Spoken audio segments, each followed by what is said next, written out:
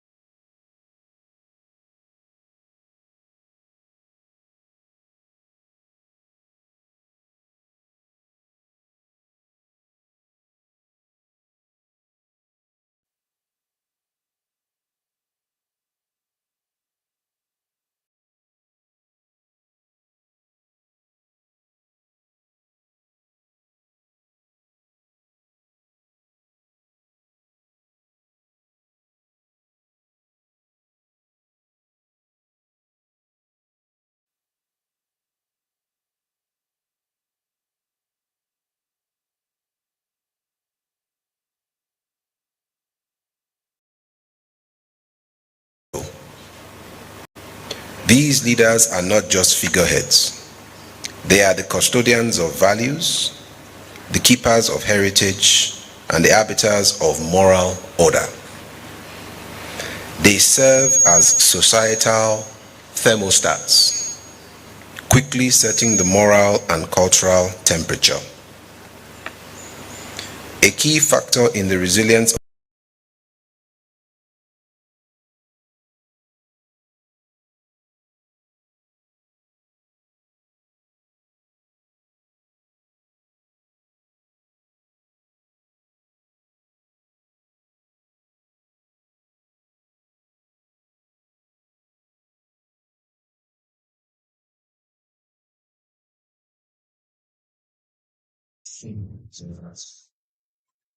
when you stand on a Constituency, they are more likely to over the last 25 years, Nigeria has faced widespread experience of terrorism and banditry, kidnapping, and terrorism. In nearly every case, perpetrators are community members acting against unrecognized laws or ideas. Peripheral members are often tasked with identifying and sanctioning offenders. Sometimes this is successful, and often these criminals operate to gain deeply entrenched network that is fair for me. Historically, punishment for such crimes was swift and symbolic, ranging from public flogging and hard labor to ostracism. or in grave cases, capital punishment. These actions were not taken lightly. They were guided by traditional justice systems and overseen by the head of the institution. But before punishment came prevention. In the past, families gathered to share stories, oral tradition through moral lessons that shaped children's character. Today, these communal moments have faded. The rise of individualism and the pressure of capitalism have left many children unsupervised, vulnerable to outside influences, and disconnected from their roots. This is where we must highlight the power of narrative, the power of telling stories. This is why media is so influential. And the late Steve Jobs said, the most powerful person in the world is a storyteller. Our traditional institutions in this part of the world, we were the original storytellers, shaping narrative of what was good and effective in the society that is intended. Even with all the digital distractions in the world today, with proper consultation, with funding and organization, traditional institutions are still very relevant and influential in shaping narrative and norms in our society today. If social media influencers can rise out of thin air, how much so an institution that has been tested by time? All we have to do is be ready to engage and be fluid, like water. And I assure you, Ogiame knows a thing or two about water. But we'll discuss our consultancy and royalties with the commandant at another time.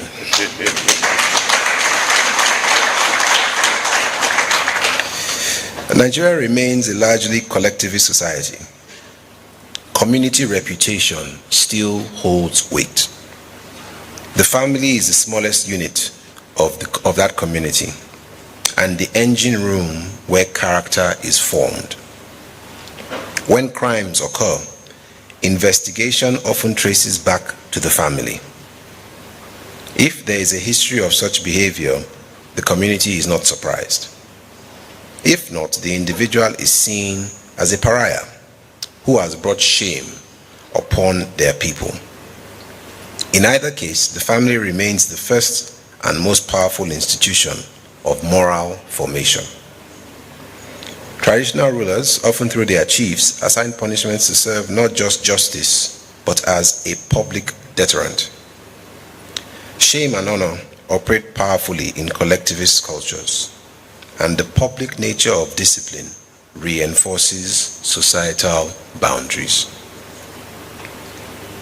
Despite their influence, traditional institutions remain sidelined in the Nigerian constitution. Monarchs are still held accountable for local security, but without any constitutional backing or resources to effectively enforce it. As militancy and terrorism rise, these rulers are expected to gather intelligence, mediate conflict, and help maintain peace. Yet, when crime strikes, security agencies often turn to them for answers. This places monarchs in a difficult position. While their grassroots connections can be valuable, over-reliance can lead to mistrust.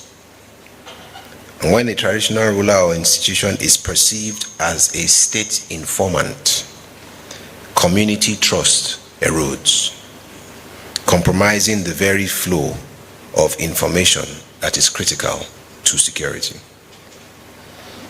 Trust then must be central to the mission of traditional rulers.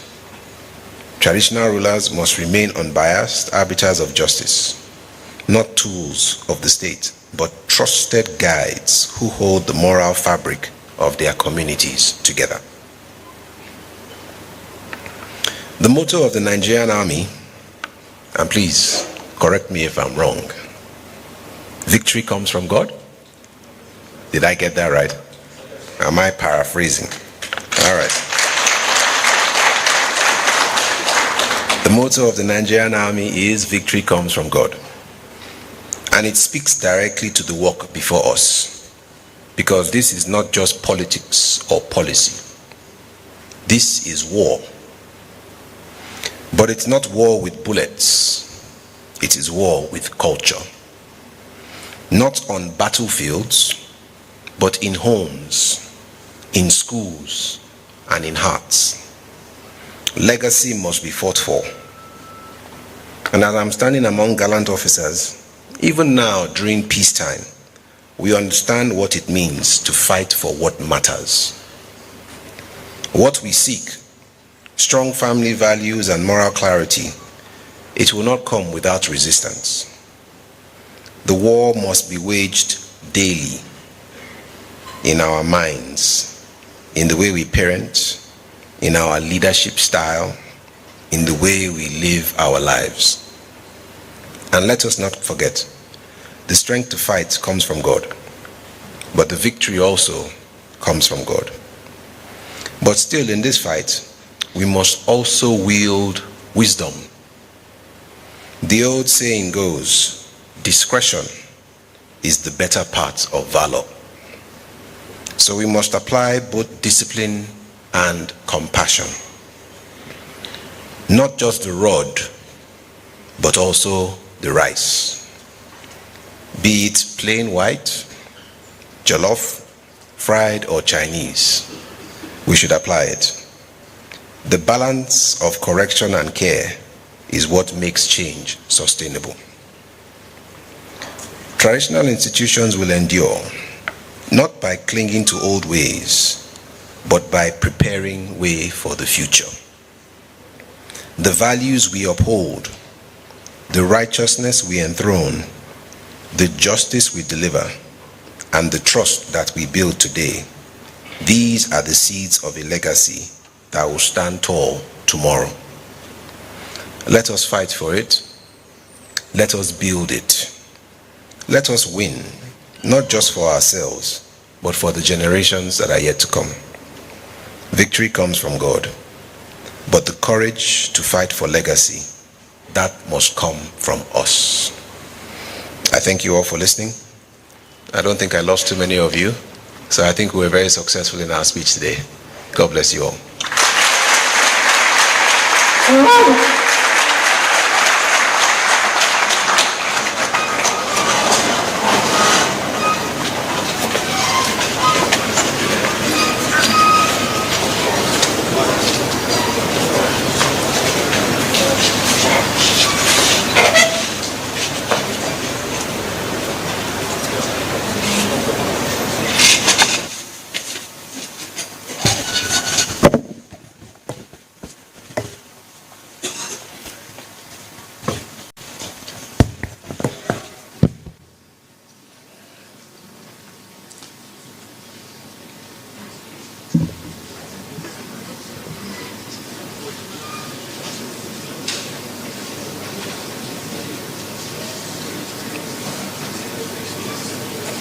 You may please be seated.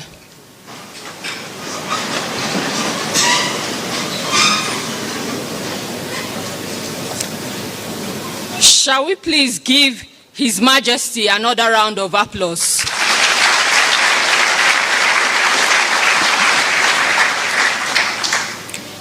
His Majesty Ogiame Atuwatse III, Commander of the Order of the Federal Republic, the Olu of Warri, the Commandant, Armed Forces Command and Staff College, Air Vice Marshal H.I. Alhaji, Deputy Commandant, Director of Studies, members of faculty, team leaders of participating ministries, departments, and agencies, fellow participants of exercise Haskebu 2025, members of the press, ladies and gentlemen, we are now in the second segment of the lecture, which is the interactive session.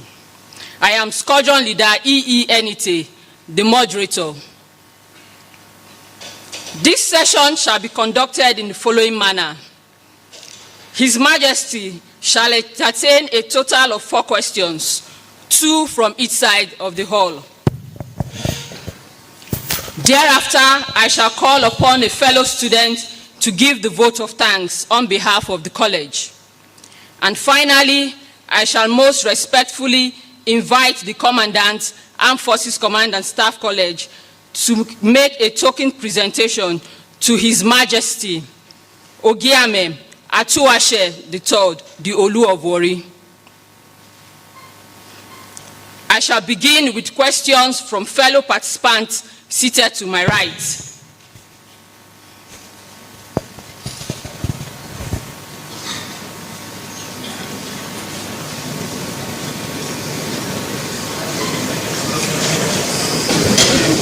Superintendent Gloria Sueze from the Nigerian Correctional Service.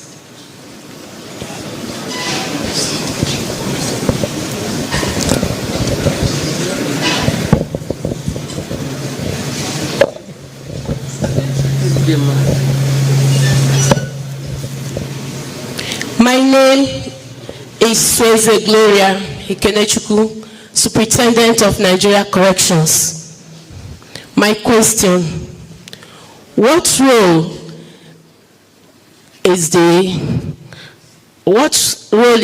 can the traditional leaders play to prevent the youth from radicalization through family? Thank you.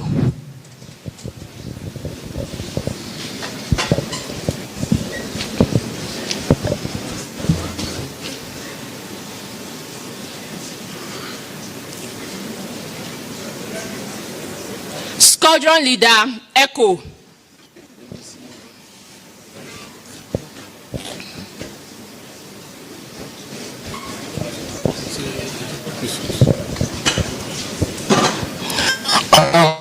Leader Oyo-Ekoro. His Majesty, sir, how can traditional institutions intervene in family hostilities?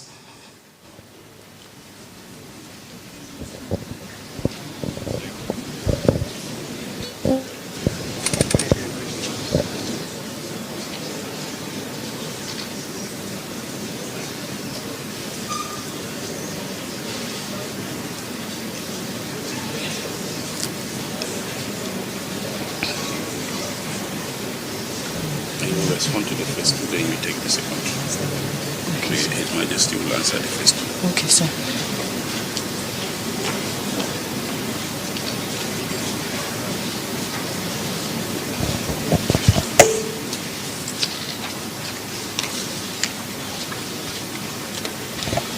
All right.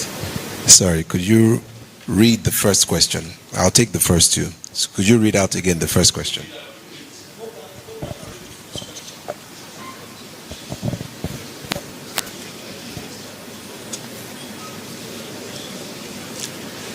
The first question is, what role can traditional leaders play in preventing youth radicalization through family guidance?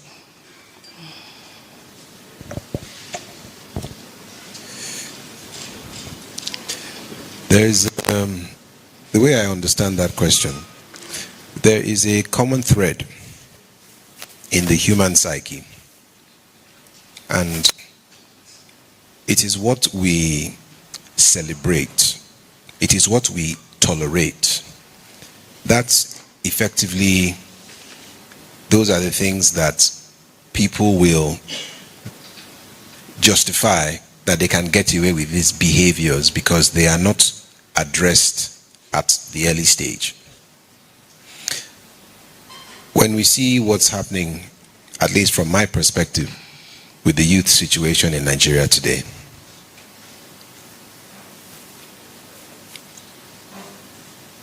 we will be able to sit down here and analyze the various challenges and temptations that our young people face. primarily from being idle, whether or not they went to school. The ones that go to school come out, they are not able to apply themselves, and those who didn't even bother to go to school are already applying themselves in various creative ways, whether or not they are legal or even moral. And we don't want to get into that trap of saying, because life is hard, let us allow these young people come up with whatever ways justifiable to them, that it brings money or it gives them a means of living, so therefore let us allow them be. But the truth is, however hard things are, we at the grassroots level, if we hold on tight to a sense of what is right and good and true, and say no matter what the situation is, we will still celebrate these morals, that these are right and good and true. And we need to be ready to stand by our convictions, because a lot of people may say yes with their mouths as a society, collectively, yes, these morals are right and true, but deep down in their hearts, it is a completely different situation. So once traditional institutions come together and say these are the morals in society that we want to celebrate, we want to honor, we cannot be giving it eye service and lip service. Everybody will agree because the authority has said, okay, this is what we are going to do.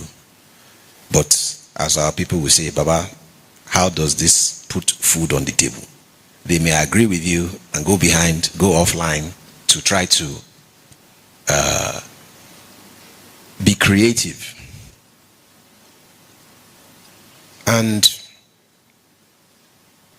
my response, as I said earlier, is still the same of, we must hold fast that what is right, and it is worth celebrating. That human psyche, when you reward good behavior, it is a fundamental human trait. When you reward good behavior and you punish or discourage bad behavior,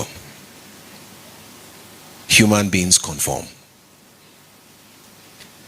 So the traditional institution and every other authority in this country has to be united in celebrating and rewarding good behavior. We can do it in our own traditional cultural way at the grassroots level, but that has to transfer beyond that, because we do not live in isolation. So that's my attempt to answer question number 1. Could you please read back question number 2? The second question is, how can traditional institutions help reduce the vulnerability of families to crime and insurgent recruitment?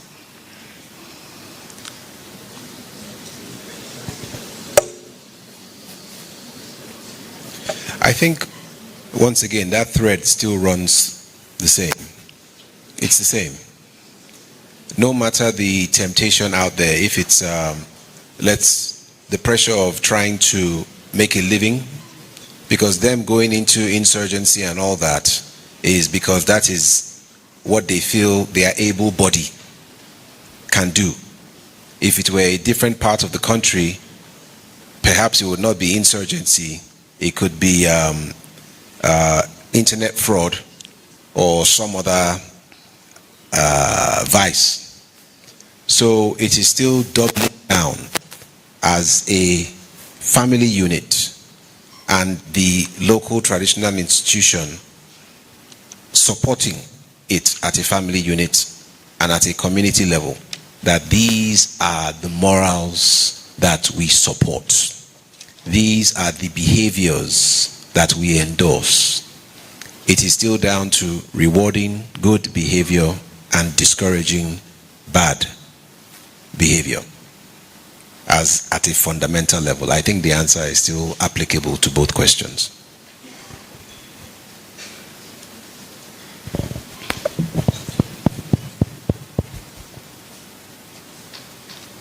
Now to questions from fellow participants seated to my left.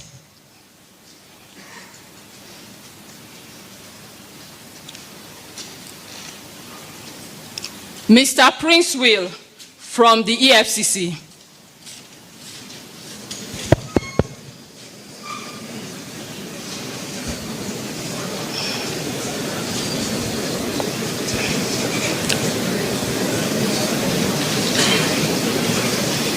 Ogiame. So, my name is Prince Will Amagbishe,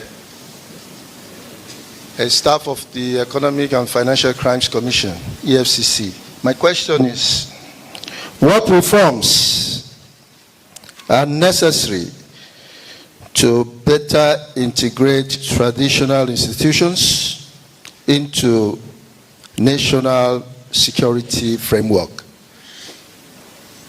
That's my question, sir. I should repeat? Okay. Thank you. The second person, Major Uweja.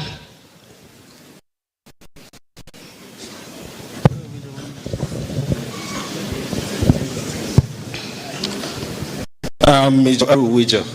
Sir, what roles do cultural norms play in promoting family cohesion for enhanced national security?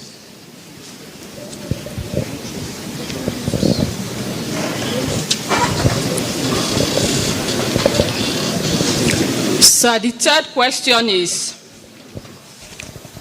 what reforms are necessary to better integrate traditional institutions in national security framework?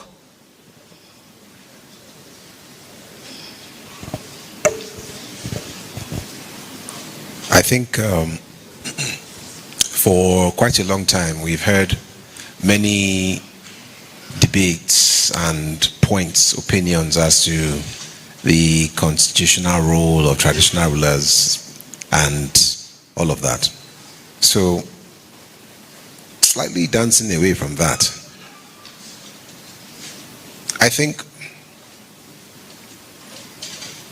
and I want to take this away from the traditional institution. I like to speak to our basic DNA as human beings, our psyche. When something is able to demonstrate value, when something is able to demonstrate effectiveness, everybody will come to want to key into such a thing.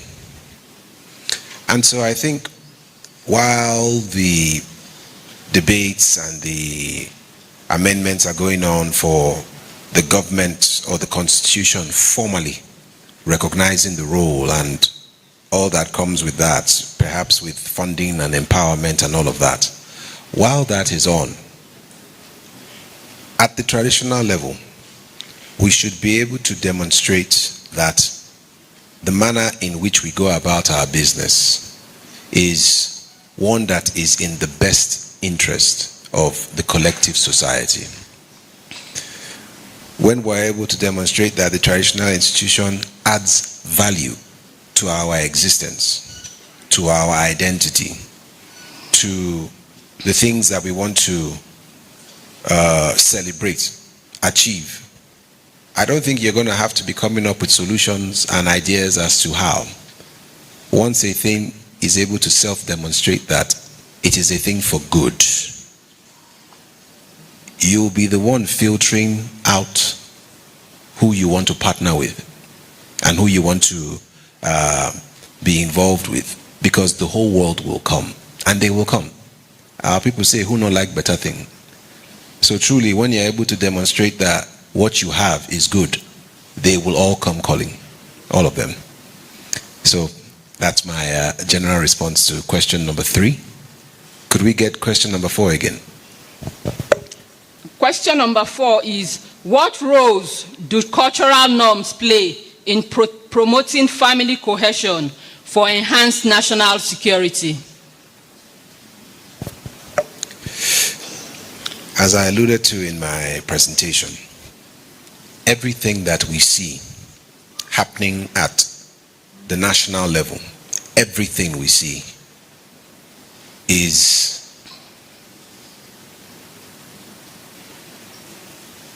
happening at the family level, but on a smaller scale. So when it comes to the national level, it has been magnified.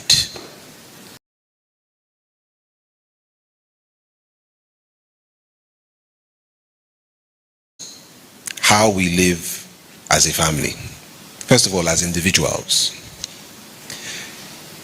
Once we first of all know and we are not confused as to our identity as men, as women,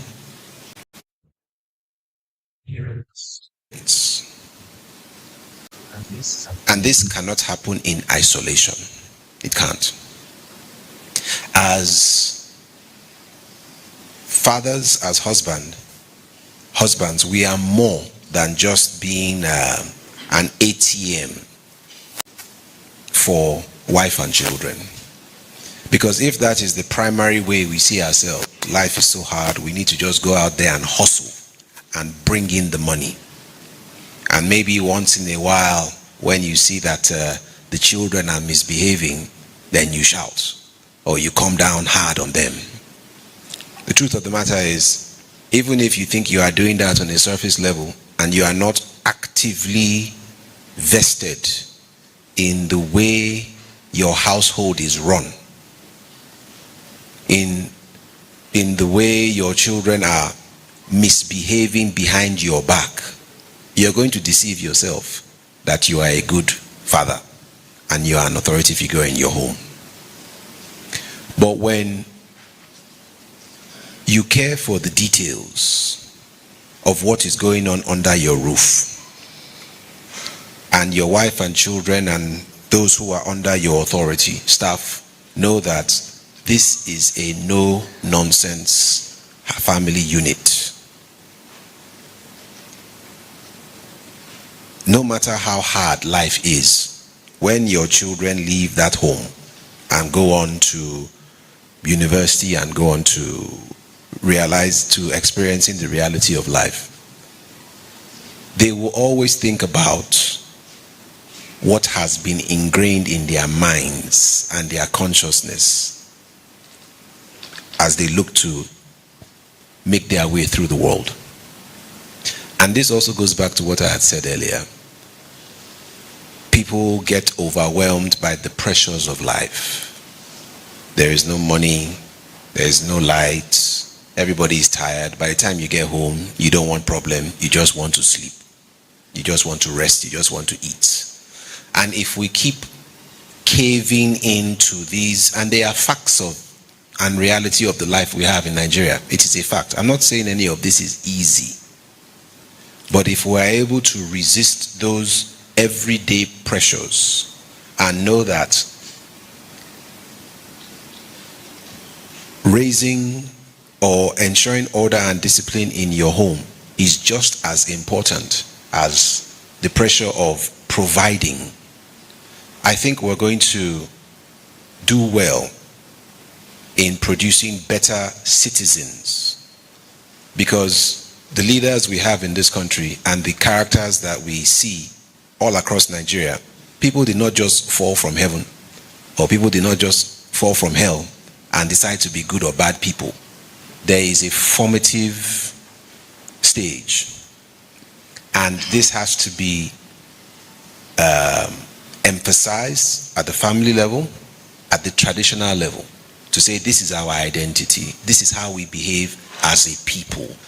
And as the first level of authority outside the father in the house, the king in the community says these are the behaviors that we will celebrate and encourage. That now goes on, and it trickles, well, I won't say it trickles down, it flows upwards And if we have this happening in all, is it 776 local governments in Nigeria, you will have people who are better balanced when they come into influential decision-making places, be it in the army, in the civil service, in political office, because where they have been formed has filled them with good things. When they get there, instead of just managing, instead of just, we go do them anyhow, we go run them anyhow, the mindset and the approach will be different. That is what I believe firmly.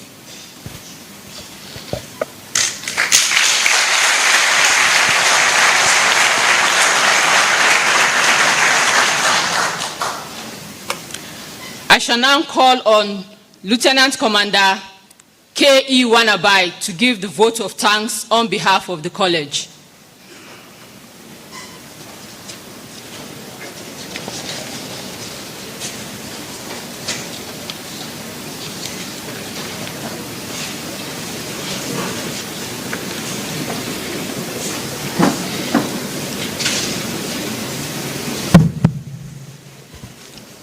Your Majesty, the Olu of Warri, the Commandant, Armed Forces Command and Staff College, the Deputy Commandant, Director of Studies, members of faculty, team leaders of participating ministries, departments, and agencies, fellow participants of exercise HASKEBU 2025, members of the press, ladies and gentlemen, I am Lieutenant Commander K.E. Wanabai. The most important gift is time, because once given, it can never be regained. On this note, I would like to extend our deepest gratitude to His Majesty Ogiame Atuwatse III, Commander of the Order of the Federal Republic, the Olu of Warri, for taking time out of your very busy schedule to share your profound insight on the topic, strengthening family values for national security, the roles of traditional institutions. You emphasized with clarity and wisdom that national security begins at home, in the values we teach our children, in the discipline we uphold in the family, and in the respect we maintain for our cultural heritage. You have shown us that the traditional institution is not a relic of the past, but rather they are living pillars of stability, identity, and moral guidance that must be strengthened to build a peaceful, united, secured, and prosperous Nigeria. As participants of exercise HASKEBU 2025, who will go on to assume roles in key leadership and security positions across the country, today you have reawakened in us that strategy and security planning is not rooted in kinetic operations and logistics alone, but also in values, culture, and community. Your Majesty, we are honored to have you in our presence today, and we are highly impacted by your lecture. I assure you that the knowledge we have gained here today will be applied in our planning, both in joint and combined exercises here in the college, as well as in our future endeavors in the respective services of our dear country. On this note, on behalf of the Commandant, staff, and students of the Armed Forces Command and Staff College, as well as the entire participants of exercise HASKEBU 2025, I hereby extend our sincere gratitude for sharing your wealth of knowledge with us. With utmost reverence, Your Majesty, it is hoped that when next the college comes calling, please, we'll have the pleasure of welcoming your presence to this citadel of learning. We wish you a safe trip back to your kingdom, and please extend our regards to your subject, of which I'm most respectfully one of them.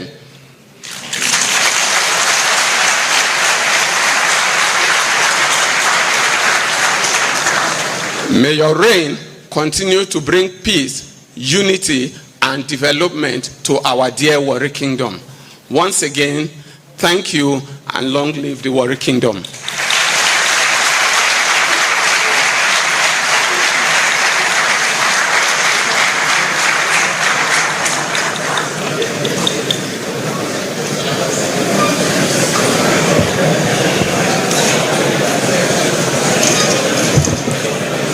May I now most respectfully invite the Commandant, Armed Forces Command and Staff College to make a token presentation to His Majesty Ogiame Atuwatse III, the Olu of Warri Kingdom, the Commandant.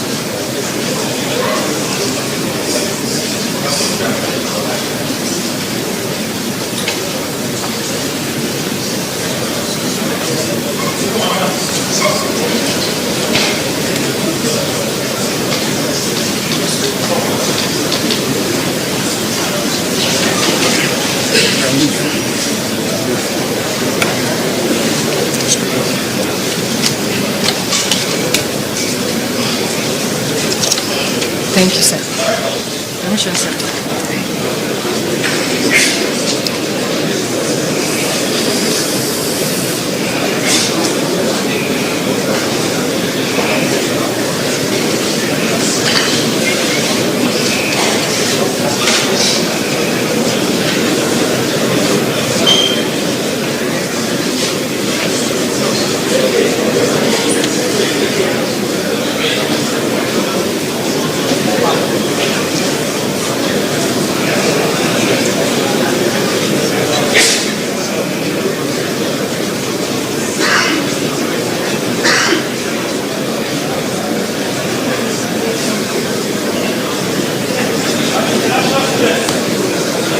International students.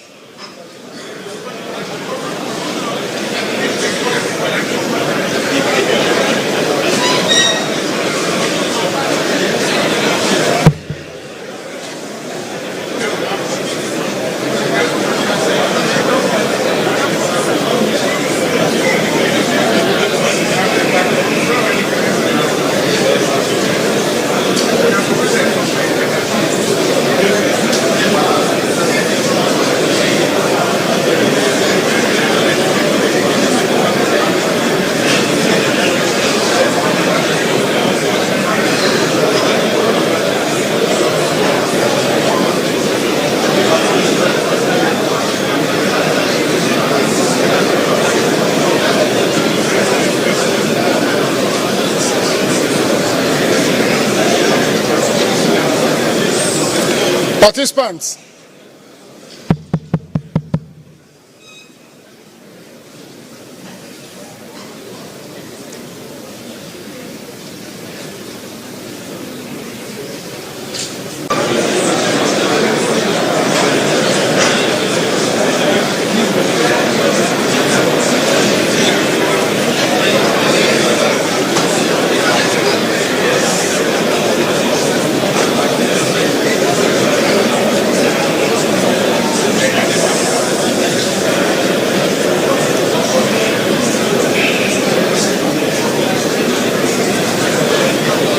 Participants, please keep quiet. Chief instructors, members of directing staff, and team leaders.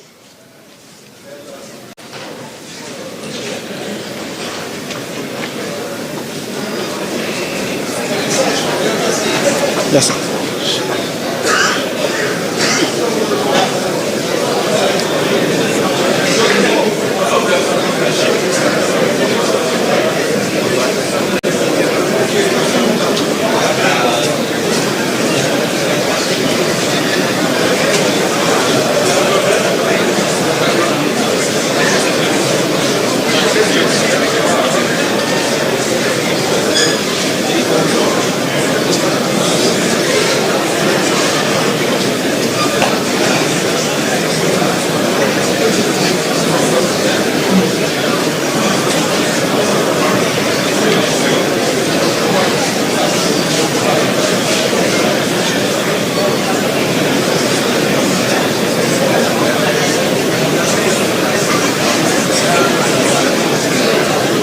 Thank you very much.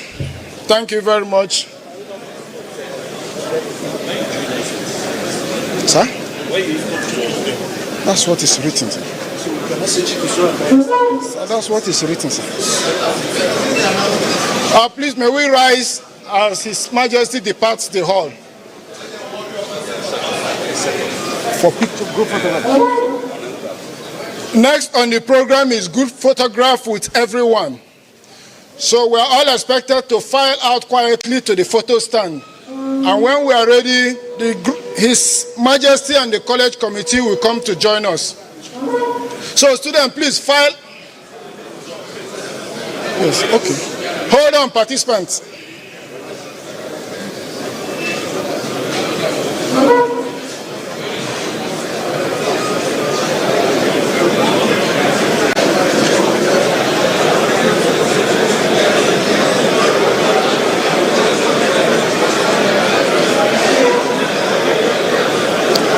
Okay, participants, file out using this door to my left.